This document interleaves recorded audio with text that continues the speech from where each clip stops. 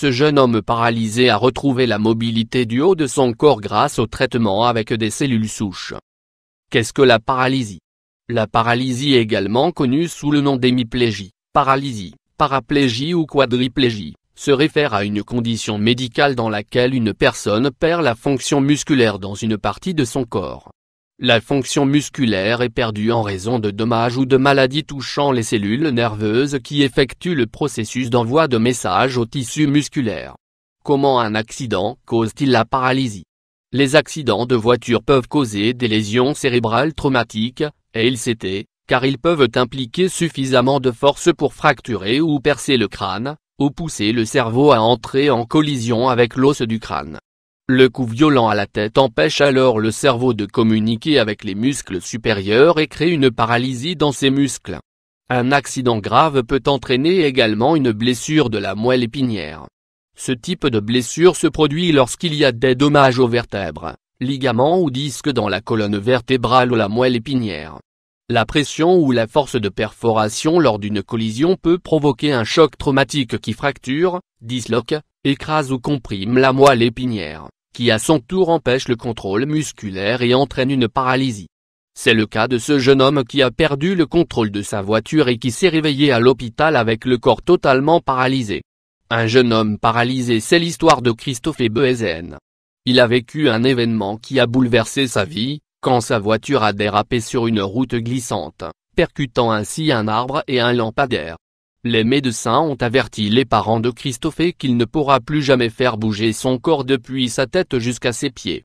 L'intervention, ce jeune homme paralysé retrouve la mobilité du haut de son corps grâce au traitement avec des cellules souches. Christophe s'est vu offrir l'opportunité de passer par une intervention pourtant potentiellement mortelle impliquant des cellules souches qui ont la capacité de réparer les tissus nerveux lésés en remplaçant les cellules endommagées.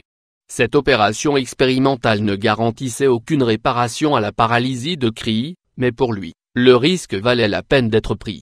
Le processus a débuté en avril 2016, lorsque le DRLU a injecté 10 millions de cellules ASTOP directement dans la moelle épinière cervicale de Cri. Ces cellules proviennent d'ovules fécondés in vitro, c'est-à-dire dans une boîte de pétri.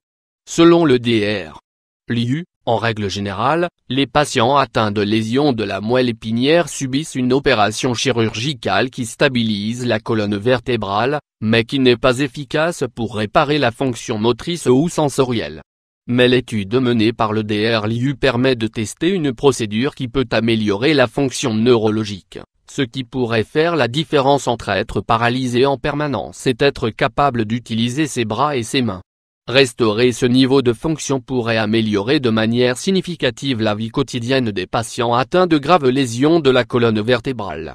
Les résultats après 3 semaines de thérapie, Christophe a montré des signes d'amélioration, et après 3 mois seulement, il a pu répondre au téléphone, écrire son nom et utiliser un fauteuil roulant. Il avait retrouvé une amélioration significative dans ses fonctions motrices. Ce jeune homme paralysé retrouve la mobilité du haut de son corps grâce au traitement avec des cellules souches. Christophe a pu améliorer ses capacités de mouvement. Cette amélioration représentait une grande différence entre un mouvement minimal ou nul et le fait de pouvoir bouger seul. Cri a retrouvé cet aspect incroyablement important de l'autonomie. Après avoir vu les résultats du traitement à base de cellules souches, Cri a été bouleversé, en disant: tout ce que je voulais depuis le début était une chance de me battre. Mais s'il y a une opportunité pour moi de marcher encore, alors, je veux faire tout mon possible pour y arriver.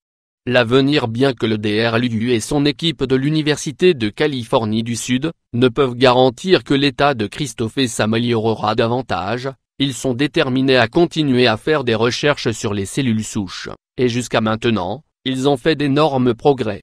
La recherche sur les cellules souches a de l'avenir devant elle, et peut être utilisée pour bien d'autres affections que la paralysie, comme la maladie de Parkinson, le diabète ou encore le cancer. N'hésitez pas à partager cet article qui redonne espoir aux personnes atteintes de paralysie.